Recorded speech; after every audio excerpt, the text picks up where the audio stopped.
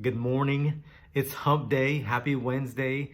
And I'm just curious, how many of you have ever been like on a beach and you're walking behind like a group of people or maybe a specific person and they're just flinging dust with their feet, right? And or the sand with their feet, and you're behind them, and it gets pretty irritating. It's happened to me before. Or how about when you're going for a hike, right? You're going for a hike and you're behind people, maybe you're behind your friends, and there's just that one person that drags their feet and just likes to kick up dust, right? And it's super annoying. That's like a pet peeve of mine. And but anyways, I'm sure that's happened to some of us, maybe not all of us. But did you know in Bible times, this was actually a custom of people that would follow rabbis. Hey, so my name's Pastor Manny. This is a ministry we have here called Looking Up. And Sunday, or this week, Monday through Friday, Pastor Bob and I share an encouraging thought for the day. And yeah, going back to that that statement earlier is that's actually a custom that people would do when following the rabbis. And so when Jesus was talking with the disciples and he came and approached them, and when he asked them to follow him, he literally meant to walk after him. And so he invited them to trek with him, to be by his side, to live beside him, to learn from him as they journey together. And his disciples would engage in life's activities along with him. And they would observe his responses, and they would imitate how he lived God's word. And this is just one example in the Gospels where Jesus calls is one of his disciples. And this is found in Matthew chapter 9. Jesus is actually calling Matthew, the tax collector, to follow him. And Matthew chapter 9, verse 9 says this: As Jesus passed on from there, he saw a man called Matthew sitting at the tax booth, and he said to him, "Follow me." And he arose and followed him. And so looking back into the culture, we get a little bit deeper understanding in what this means with this. And out of the unusual teaching method arose this well-known saying. There's this teaching method that arose this well-known saying that you should learn from a rabbi by covering yourself in his dust.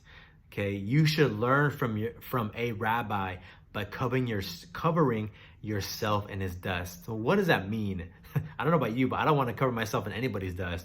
I get annoyed when I'm at the beach walking behind people that kick up sand. I get annoyed when I'm behind people going for a hike and they kick up dust, right? And so, but there's this saying, this phrase, you should learn from a rabbi by covering yourself in his dust, simply means you should follow so closely behind him as he travels from town to town. This is speaking of Jesus, from town to town, teaching that sandy granules would cling to your clothes, right? That as a rabbi is going from town to town teaching, as you're following him, the sandy granules, as you're walking behind him, will cling to your clothes. And as you would walk after your rabbi, your heart would change.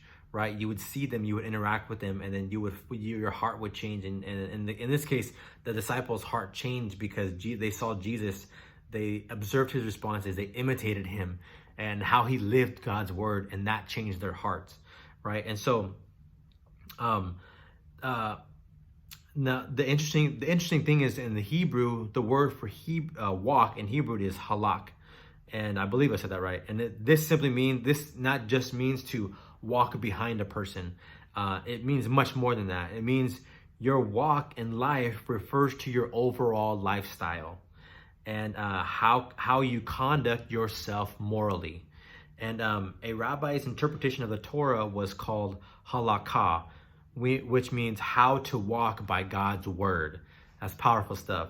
And when Jesus called his disciples to walk after him, he meant the word in both ways. First, they would follow him in his literal footsteps, right?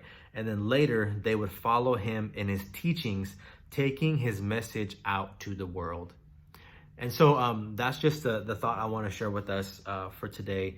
And as we're thinking about this, we take a glimpse into the culture a little bit better.